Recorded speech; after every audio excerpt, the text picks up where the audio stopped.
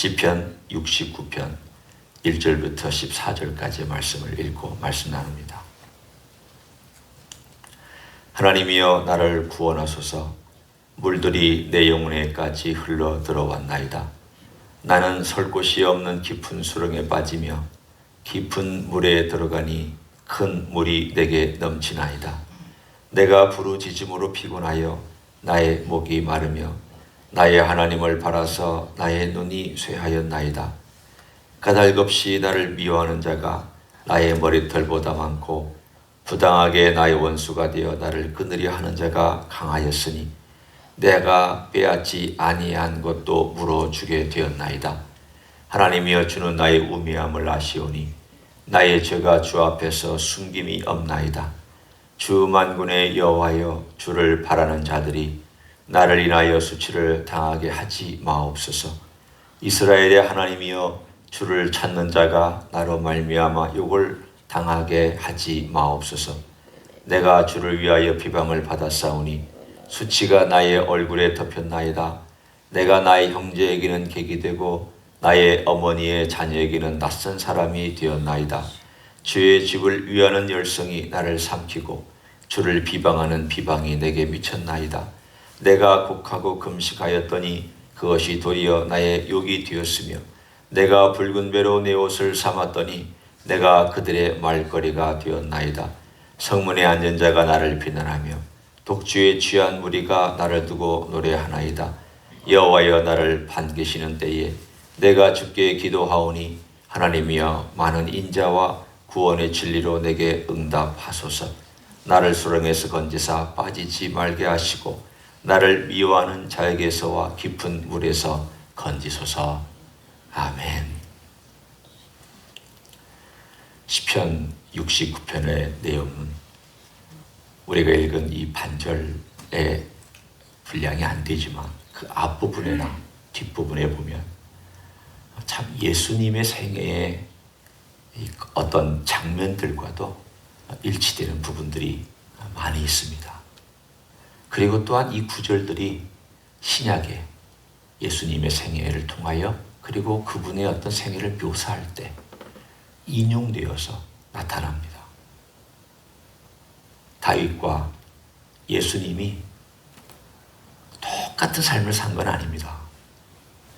그러나 유사한 장면들이 있습니다. 참 이 고난을 당한 이 현장에서 다윗이 표현하고 있는 그 기도가 그 엄청난 시적인 표현과 감정적인 표현과 그리고 극한 장면들이 우리 예수님께서 그것들을 자신의 것으로 사용하시거나 혹은 시편의 기자가 예수님의 것으로 사용하면서 이 놀라운 시편을 우리들에게 전달해 주고 있습니다. 이것이 어떤 상황에서 벌어진 시편인지는 나와 있지 않습니다. 그러나 이 시편 69편을 보면 아마도 이것이 압살롬의 반역했을 때에 지은 시편이 아닐까라고 우리는 짐작해 볼 수는 있습니다. 1절부터 4절까지 이렇게 얘기를 합니다. 까닭없이 미워한다.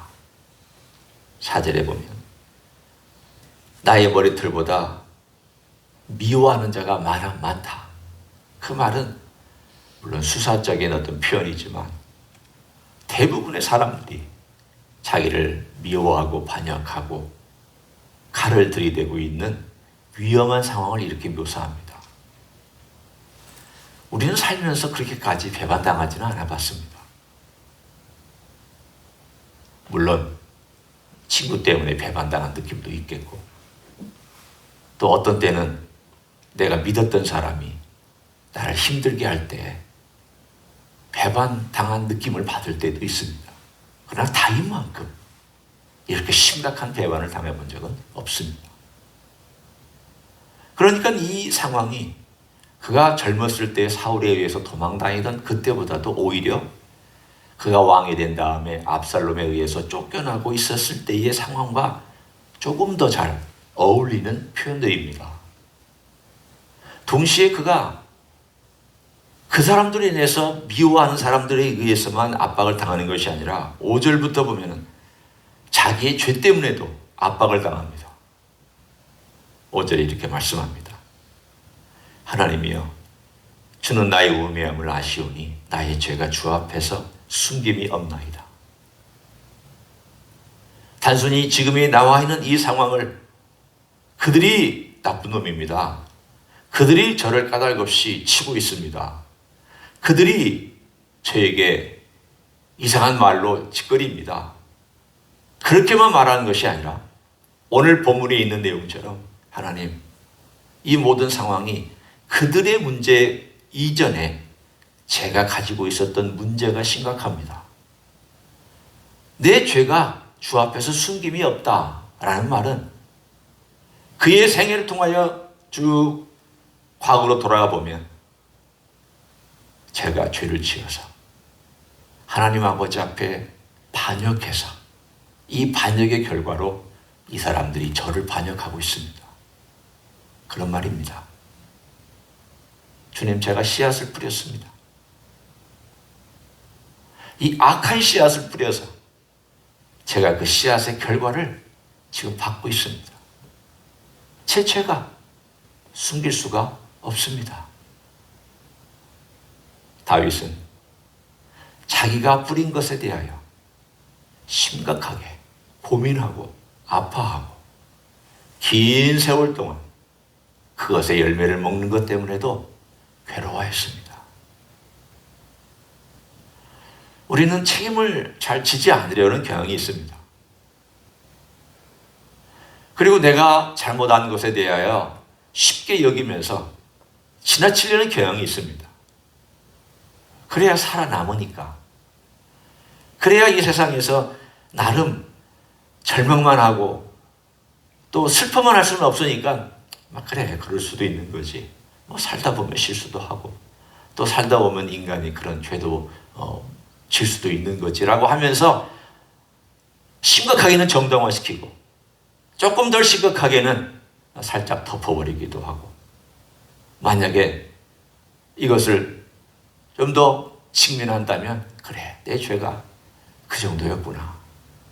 그러나 다윗은 이 부분에 관하여서 그냥 단순히 직면하는 정도가 아니라 그것 때문에 아파하고 이것 때문에 다른 사람에게 피해가 가지 않게 하기를 위해서 기도하고 있는 장면이 등장합니다. 보십시오. 6절에 보면 이렇게 나와 있지 않습니까?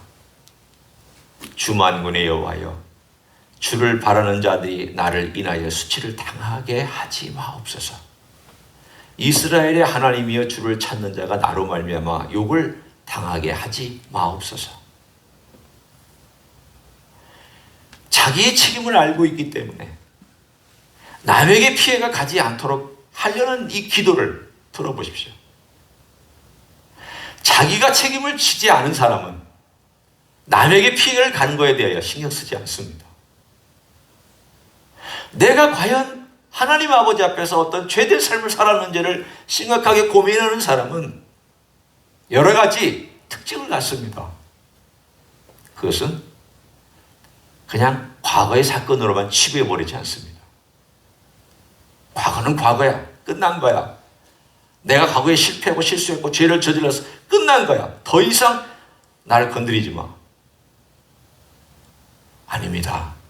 주님께서 우리를 용서해 주셨고 우리가 그것 때문에 주님과의 관계가 깨어진 것이 다시 회복되어서 살아가지만 그것으로 인해서 씨앗을 뿌린 결과는 내가 책임져야 됩니다.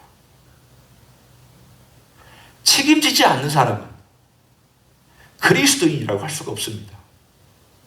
아니, 그리스도인이라 할지라도 성숙한 그리스도인이라고 말하지 못할 것입니다. 그 책임을 지는 사람이 어떤 사람의 특징을 갖느냐? 먼저 하나님 아버지 앞에 자기가 어떤 대가를 지불하고 있는지를 의식하려고 애를 씁니다. 아, 이게 내가 그래서 그랬나 보다. 내가 뿌린 씨앗을 인해서 지금 이 열매를 거두나 보다. 내가 지금 이 어려움을 겪는 것이 혹시 그것 때문이 아닐까 생각합니다. 그리고 나서 이 피해가 남에게 가지 않게 하려고 애씁니다. 자기의 삶의 잘못된 것들이 지금까지 연장선에서 쭉 되어왔고, 이것이 자칫 잘못하면 미래까지도 영향을 주기 때문에 우리는 하나님 아버지 앞에서 정말 고민할 필요가 있습니다. 내가 그렇구나. 내가 참 어리석었구나. 여기 본문에 나온 것처럼 내가 우매했구나. 다윗이 고백하는 것처럼 내가 참 우매했구나. 내가 우매해서 그런 죄를 저질렀구나. 이 죄가 오늘 여기까지도 이렇게 연결되는구나. 죄가 자체가 연결된다는 뜻이 아닙니다. 죄는 용서받았습니다. 그 뿌리 씨앗의 결과가 지금까지 연결되어 있다는 것입니다. 여러분, 우리 주님께서 우리를 용서해 주신 것이 결과까지도 다 쓸어주시는 거 아닙니다. 우리는 잘못 생각할 때가 많습니다. 주님이 용서해 주시면 모든 거 다 깨끗하게 치워주시고 아무런 결과도 안 나타나고 우리는 늘 행복하고 늘 기쁘고 늘 좋은 일만 있을 것이다. 그렇지 않습니다. 내가 지불 합니다. 그거에 대하여 우리는 책임을 지고 주님 앞에서 주님, 어떻게 하면 제가 이 어려운 과정 속에서 책임을 지지만 남에게 피해 주지 않고 또한 제 삶을 바꿔가면서 할 수 있겠습니까? 우리는 늘 주님 앞에서 돌아보고 기도할 마음을 가져야 될 줄로 믿습니다.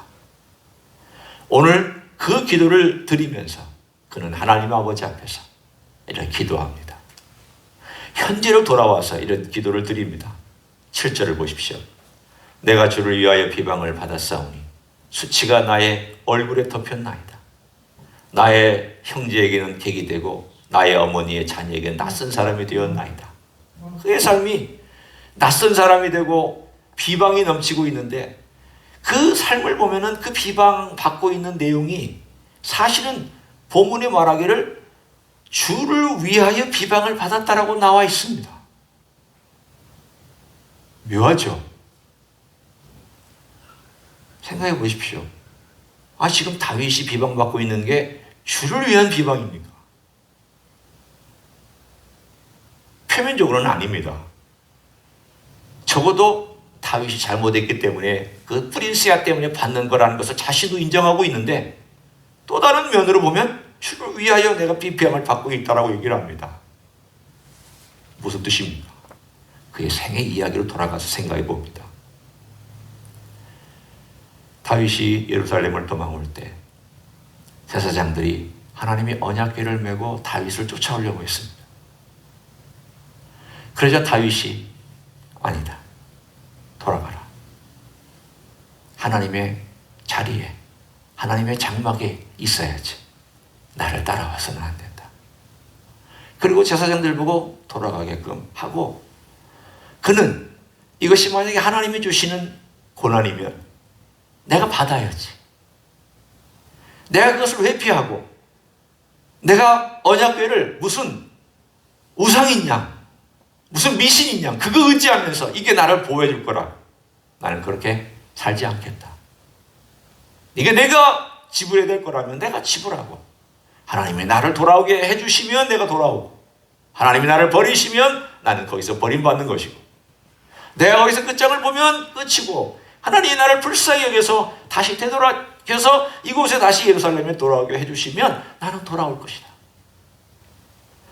그런데 그런 마음을 가지고 도망간 다윗과 달리 예루살렘에 돌아왔던 사람들은 다윗이 하나님께 버림받았다고, 다윗은 하나님의 저주받았다고, 하나님이 이 사람은 이제 더 이상 쓸모없게 내버려 두었다고 그렇게 욕하는 그런 상황 가운데서 다윗은, 주님, 제가 이 비방받는 이 모든 것들은 이유가 없습니다. 제가 주님을 버린 게 아니라, 주님 또한 저를 버린 것이 아니라, 사실은 제가 주님 앞에서 주님이 어떤 일을 행할지에 대해 주는 주님께 전적으로 맡겼고, 주님 영광을 위하여 주님께서 저에게 주시는 모든 것들을 제가 기꺼이 감당하면서 주님의 이름에 부끄럽지 않도록 저는 지금 행동하고 있습니다. 그의 현재 삶은 주님 앞에 부끄럽지 않도록 그가 최선을 다하고 있는 모습을 오늘 본문에 내가 주를 위하여 내 할 일을 다하고 있다는 것을 오늘 그 극한 상황 속에서 고백하고 있습니다. 오늘 우리의 삶이 어떤지를 돌아보기를 원합니다. 이 말씀이 사실은 다른 모든 것들은 우리 주님과 다릅니다. 주님은 죄 때문에 도망간 것도 아니고 과거에 그가 저질렀던 어떤 죄 때문에 비난받은 것도 아닙니다. 그러나 예수님이 까닭없이 비난받고 예수님이 수많은 사람들 둘러싸여 있고 예수님이 형제와 자매와 자기 식구들에게서부터도 오해받고 예수님이 그 모든 것들을 위하여 기꺼이 이 고난의 길을 걸어가면서 주를 위하여 걸어가는 그 모든 이야기가 오늘 본문에 응축되어서 나타나 있습니다. 결이 다릅니다. 다윗과는 내용이 다르고 결이 다르지만 그러나 일단은 비슷한 면이 있습니다. 9절에는 예수님이 인용한 내용이 그대로 등장합니다. 그분이 어떤 일을 하셨는지가 등장합니다.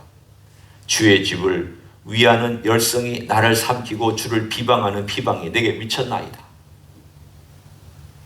우리 주님의 생애에 하나님의 전을 위하여 열심을 가졌던 주님께서 성전에 오셔서 돈 바꾸는 사람들, 비둘기 파는 사람들의 상을 뒤집어 뻗던 그 이야기가 오늘 9절에 있는 이야기를 인용하고 있습니다.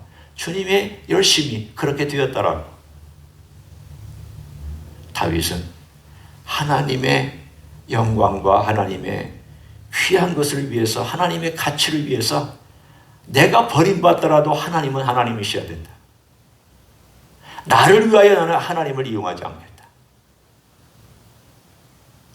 내 안전을 위하여 나는 하나님을 이용하거나 하나님의 이름을 도용하지 않겠다. 하나님은 하나님이셔야 된다. 주님의 생애가 다윗이 표현한 이 신앙 고백에 가장 정점에 와 있는 것을 우리는 알 필요가 있습니다. 하나님은 하나님이셔야 되고 하나님의 전은 하나님의 전이어야 되고 인간은 인간이어야 되고 오늘 하나님께서 영광을 받으시기에 합당한 그 영광을 받으셔야만 된다는 것을 다윗이나 예수님이나 고백하고 있는 장면이 바로 오늘의 시편의 이야기입니다. 오늘 우리의 얘기로 돌아와 봅니다. 우리의 삶은 우리 주님처럼 주님을 위하여 살아가는 그런 삶이 아닐 때도 있습니다. 나를 위하여 살아갈 때가 많고 우매함 때문에 어리석을 때가 많고 죄 때문에 실패가 많습니다. 그러나 시간이 지나서 우리가 그것을 회개하고 자기 자신을 돌아본 다음에 우리가 하나님 아버지 앞에서 내 삶의 여정 속에서 지금 이것이 무엇일까? 내가 왜 이런 실패를 거듭하고 있을까? 내가 왜 이런 어리석음을 다시 반복하고 있을까를 돌아보며 우리 주님 앞에서 주님, 제가 저의 죄가를 압니다. 저의 어리석음을 압니다. 그러나 주님, 현재는 이제는 제가 제 이익과 제 욕망 때문에 주님을 함부로 이용하거나 함부로 말하지 않냐고 저는 주님의 놀라운 이름을 위하여 제가 만약에 대가를 지불해야 된다면 기꺼이 지불하게 해주시고 그러나 주님, 제가 만약에 어려운 상황 가운데 있다면 주께서 은혜 가운데 저를 구원해 주셔서 불쌍히 여겨주시기를 원합니다.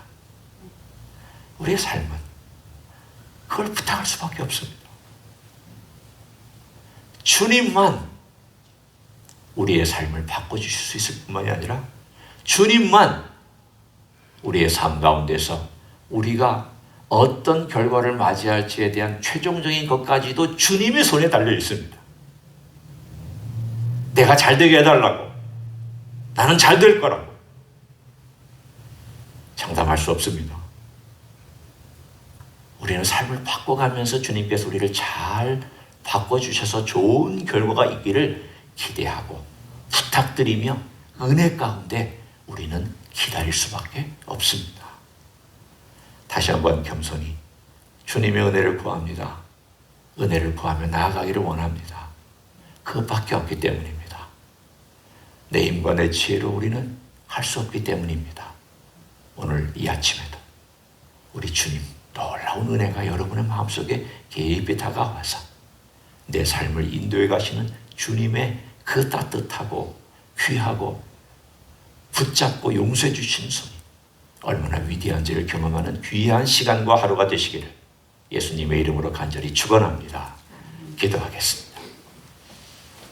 주님, 우리의 생에는 실패도 많고 실수도 많고 죄도 많습니다.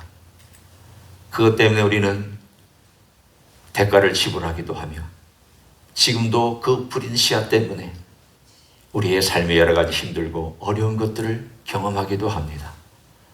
그러나 그럼에도 불구하고 주님은 우리에게 은혜를 주셔서 감당하게 해주시고 그 과정 속에서 배우게 해주시고 또한 내 힘으로 살 수 없다는 것을 깨닫게 해주시니 감사를 드립니다.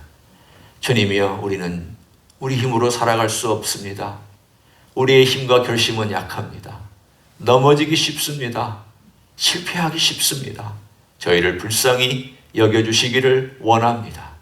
우리의 삶의 하루하루가 주님의 주님 되심 앞에 주님 되심을 인정하고 살아가게 해주시고 우리는 참으로 연약한 인생인 것을 고백하며 이 질그릇 같은 인생 속에 우리 주님의 생명이 담기고 주님의 은혜가 담기고 주님의 능력이 담겨서 참으로 아름답고 존귀한 하나님의 영광을 드러내는 질그릇이 되기를 원합니다. 아버지 하나님이여, 부족하지만 우리의 삶을 인도하셔서 주의 영광을 드러내 주시옵소서. 아무것도 아닌 인생들 사용하셔서 주님의 나라가 이 땅에 임하게 하시고 우리의 연약한 기도를 통하여 주님이 영광을 받아 주시옵소서. 이제는 우리 구주 예수 그리스도의 은혜와 하나님 아버지의 극진하신 사랑과 성령 하나님 교통하심의 역사가 오늘도 내 힘과 내 지혜와 내 능력으로 할 수 없는 것을 깊이 마음으로부터 고백하며 주님의 자비와 긍휼과 은혜로만이 행할 수 있음을 다시 인정하고 그 은혜 앞에 자신을 맡기며 그 은혜 안에서 살고 걸어가기를 소원하는 이 자리에 참여한 모든 종들 위에와 주임지 히스교회 위에와 이민교회들과 한국교회들과 선교사님들 위에 이제로부터 영원히 함께 하실지어다. 아멘.